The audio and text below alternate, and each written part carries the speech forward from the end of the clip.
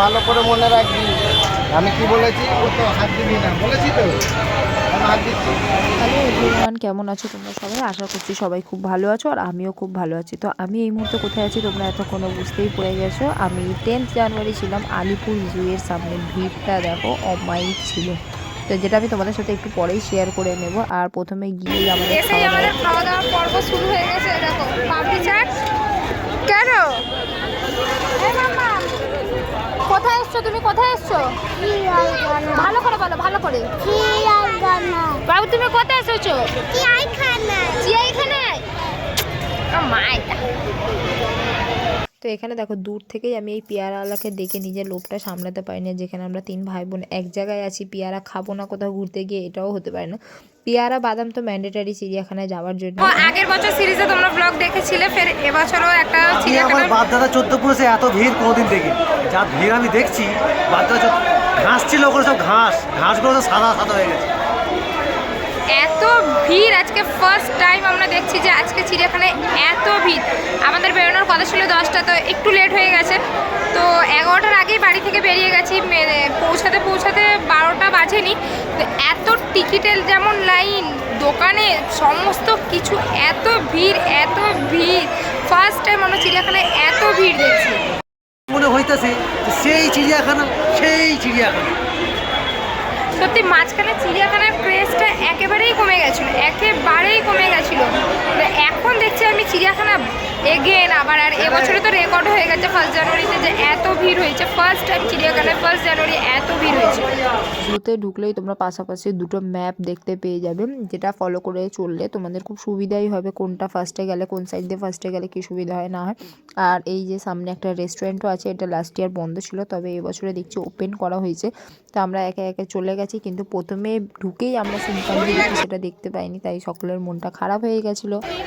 Iguana বাচ্চা রে ওইটা ইগুয়ানা।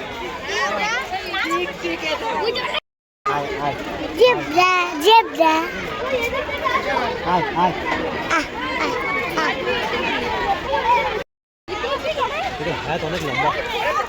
এখানে দেখুন 2 ভাই মজা করে এখন রোদ পোয়াচ্ছে খুব শান্তভাবে। সবাই চলেছে।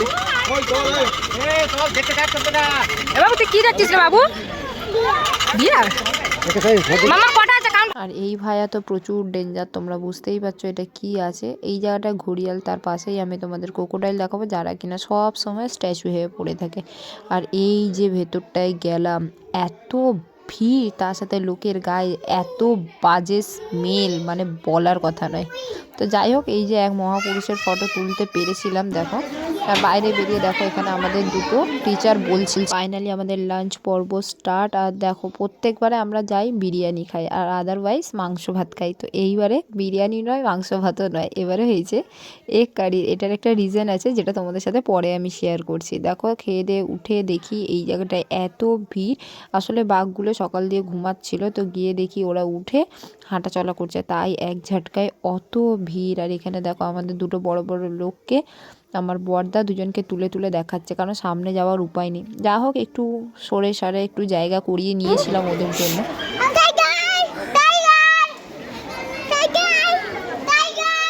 তখন ঘুমাচ্ছিল, আমাদের তাসিনা সাইফান ডেকেছে বলে এখন উঠেছে।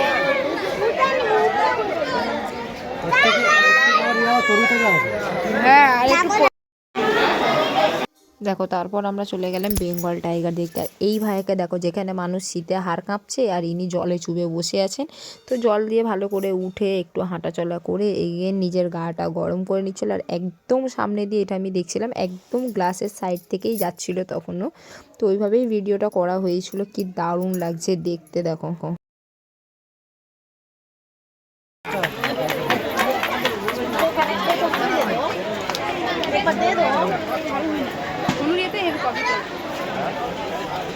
এইবারে জুতে বিরিয়ানি খাওয়া হয়নি, তার সব থেকে বড় রিজন হচ্ছে আমিই বলেছিলাম যে এত বিরিয়ানি খেয়েছি, আমার আর বিরিয়ানি খেতে ভালো লাগছে না। তো দেন ফ্রাইড রাইস হলো, তো আমার ভাবি ফ্রাইড রাইস পছন্দ করে না বলে ফ্রাইড রাইস হয়নি। তো বললো মাংস ভাত, মাংস তো এই শীতকালে জমে যাবে, তাই মাংস ক্যান্সেল। তো লাস্টে এগ আর রাইস হয়েছিল। আর সত্যি আমি ডিম আলুর ঝোল একদম পছন্দ করি না, কিন্তু আমার ভাবি ডিম আলুর ঝোলটা করেছিল মানে মাংসের থেকে কিছু কম। মানে এরকমও নয় যে আমার ভাবি বলে আমি বলছি, এরকমও নয়, সত্যি ডিম আলুর ঝোলটা মাংসের থেকে কিছু কম ছিল না, এত টেস্টি হয়েছিল। তো দেখো প্রায় অনেকবার দেখার পরে এখানে দেখো এই লায়নেসটা বাইরে বসে রয়েছে, আর কিছুক্ষণ পরে আমি তোমাদের দেখাবো। খুব জুম করে দেখলে বোঝা গিয়েছিল যে ভেতরে একটা লায়নও আছে। সোজা আমরা জিরাফ দেখতে চলে গেছিলাম, গিয়ে মনটা খুব খারাপ হয়ে গেছিলো। এখানে অনেক জিরাফ থাকে, দৌড়াদৌড়ি করে, কিন্তু যেটা আগের বছরে হয়েছে। করে একটাই জিরাফ আমরা লাস্ট দেখতে পেয়েছিলাম। আর মানে এই জায়গাটা সত্যি সবসময় যতবার চিড়িয়াখানায় গেছে কিছু দেখতে মা পাই না মানা পাই, করেছে জিরাফটা বেরোতে না। অল টাইম দেখতে পাই। তো যাই হোক, এই বাবুসোনা এসে একবার মুখটা দেখি আবার ভেতরেও চলে গেল। এই যে দেখো এখানে লায়নটা ঘুরছে ভেতরে, মানে এখানে লায়নেসটা ঘুরছে আর ভেতরে লায়ন যত আওয়াজ দিচ্ছে ও তত উত্তেজিত হয়ে যাচ্ছে। দেন আবার আমরা বার্ডের কাছে চলে এলে। 6 ফুট ডানা।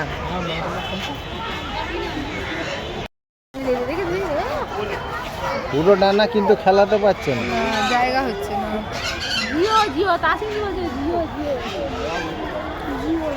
দেখো যে রেস্টুরেন্টটা দেখেছিলাম এটা রেস্টুরেন্টের ফ্রন্ট সাইড, আর তারপরেই আমরা এলিফ্যান্ট দেখতে চলে গেলাম। এনারাও ভেতরে দাঁড়িয়ে আছেন, একদম স্টপ, শান্ত শিষ্ট ভদ্র।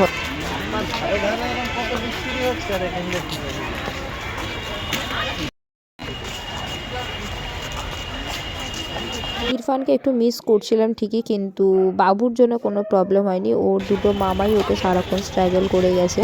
ও যা দুষ্ট, ওর মামারা জানে যে আমি ওকে সামলাতে পারবো না।